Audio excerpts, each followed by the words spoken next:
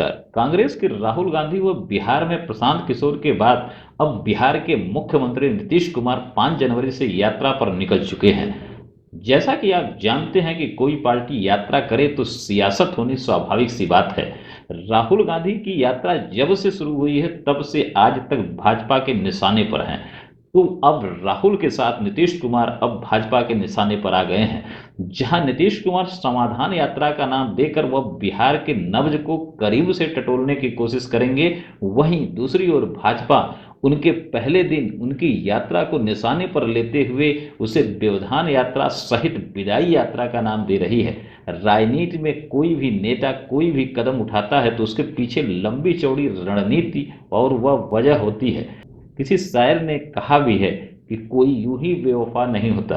कुछ इसी तरह की राजनीति में इन यात्राओं के पीछे कुछ राज अवश्य होता है। उसका कोई विशेष मिशन होता है जिसके लिए राजनीतिक यात्राएं की जाती हैं। उसका लाभ भी बराबर मिलता है। जैसा कि राहुल गांधी की छवि सुधारने में उनकी यात्रा काफी सहायक सिद्ध हो रही है।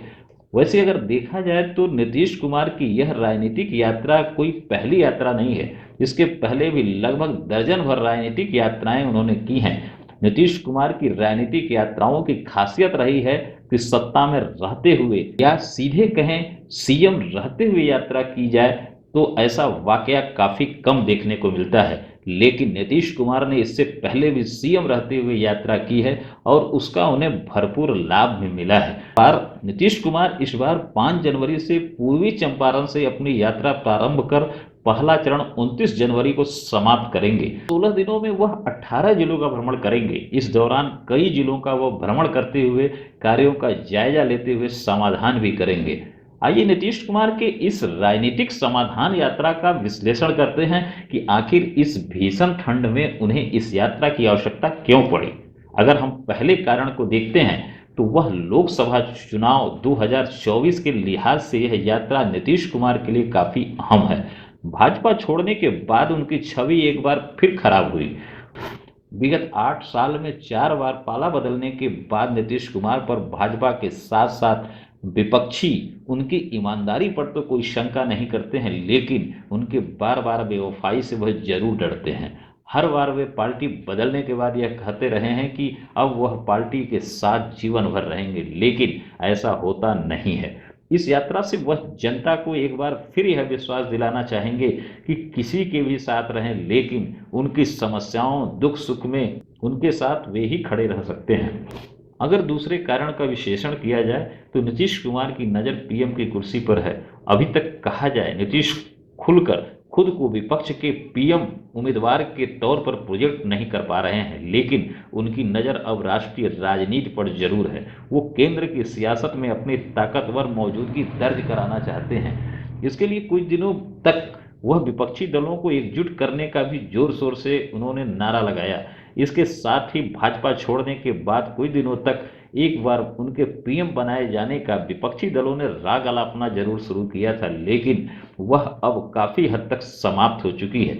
इस यात्रा के तहत जनता के मूड को समझना उनके इस यात्रा का हिडन एजेंडा है। इधर उनकी यात्रा को आरजेडी पूरा सपोर्ट कर रही है, जिसका कारण बताने की आवश्यकता शायद नहीं है। लालू यादव भी कहीं न कहीं से यह चाहते हैं कि नीतीश कुमार दिल्ली का रुख करें, बेटे तेजस्वी यादव का सीएम की कुर्सी का सपना पूरा हो। तीसरा सबसे बड़ा कारण जो दिख रहा है वह आज के दिन बिहार के महागठबंधन सरकार में सब कुछ ठीक नहीं चल रहा है। पूर्व कृषि मंत्री एवं आरजेडी विधायक सुधाकर सिंह लगातार नीतीश कुमार पर निशाना साध रहे हैं। उन्होंने कहा है कि नीतीश महागठबंधन के साथ जब आए तो डील हुआ था कि वे केवल 2 महीने सीएम की कुर्सी पर रहेंगे। अब तक 5 महीना हो गया, लेकिन वो कुर्सी नहीं छोड़ रहे हैं।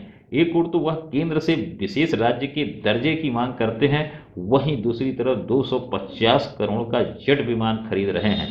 बिहार की राजनीति को ठीक से समझने वाले लोगों का कहना है कि उन्हें अब अपना वजूद और कुर्सी खिसकती नजर आ रही है। भाजपा छोड़ने के बाद जिस तरह से उन्हें महागठबंधन के सभी दल उन्हें पीएम के रूप में प्रेजेंट कर रहे थे, उससे उनका हौसला काफी बुलंद था। लेकिन राहुल गांधी की यात्रा ने महागठबंधन दलों द्वारा अब राहुल गांधी के पीएम के रूप में पेश करने के बारे में आवाज उठने से पीएम का पद अब धुंधला सा दिखाई देने लगा है, जिससे एक बार फिर बिहार में अब इस यात्रा के जरिए वह देश में एक बार फिर अपनी स्थिति को मजबूत करना चाहते हैं।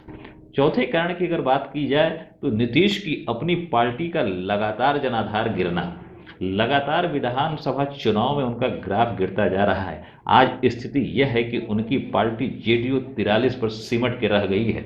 वह आज बिहार में तीसरे नंबर की पार्टी होने से उन्हें अब खतरा दिखाई देने लगा है। पिछले चुनाव में उन्हें करारी हार देखने को मिली, उसके साथ ही पिछले विधानसभा चुनाव में उनकी सीट घटने के पीछे सबसे बड़ा कारण चिराग पासवान फैक्टर था। जहां जहां जेडीयू ने अपना कैंडिडेट उतारा, वहां वहां चिराग ने अपना उम्मीदवार उतारा था, जिससे उनकी लगभग 20 सीटें उनके हाथों से फिसल गईं।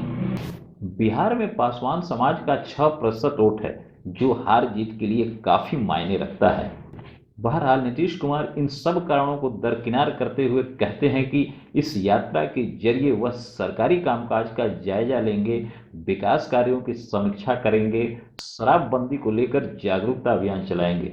अगर आपको हमारा यह वीडियो अच्छा लगे तो लाइक, सब्सक्राइब व शेयर करना ना भूलें।